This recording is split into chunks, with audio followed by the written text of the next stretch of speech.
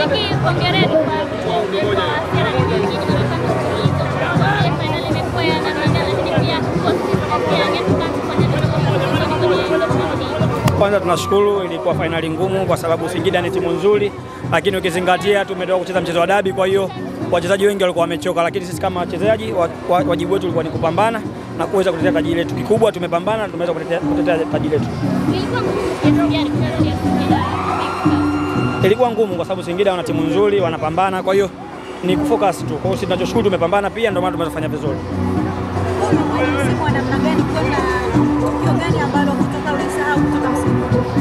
Ulikuwa ni msimu mgumu sana, msimu wenye kupanda na kushuka, na tukio kubwa ni zidi mechi ya Tabora ambayo tulifunga goli 3 nyumbani, lakini sisi kama wachezaji tukarudi kwenye mstari, tukafocus na tumeweza kutetea taji letu.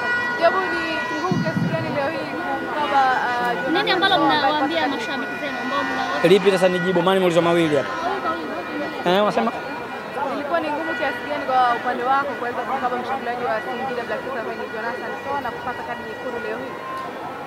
Haikuwa ngumu sana kwa sababu tulikuwa tumejiandaa na tulikuwa tunashirikiana, kwa hiyo kila mchezaji alitimiza wajibu wake, tumeweza kufanya vizuri. Huwezi kumwongelea mchezaji mmoja kwa sababu walikuwa wanacheza kama timu. Kikubwa tumeshinda, tunashukuru.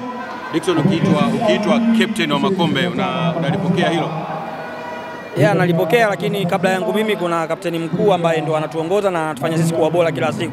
Kwa hiyo tuseme kama wachezaji wenzake tuseme tunamshukuru kwa uongozi wake, na tulikuwa chini tunamfuata yeye kama mtu wa mfano na tunampongeza pia. Sawa, tarajie nini msimu ujao ndani ya Young Africans? Utakuwa bado umo ama? Kikubwa tusubiri kwa sababu naenda kumaliza mkataba, kwa hiyo hayo mengine yakishakuwa sawa kila mtu atajua. Mipango yako? Tuombe dua tu wangu. Kugonda ndani ya Jangwani ama? Kila kitu kinawezekana. Kikubwa ni maelewano mazuri na maongezi mazuri, kila kitu kinawezekana.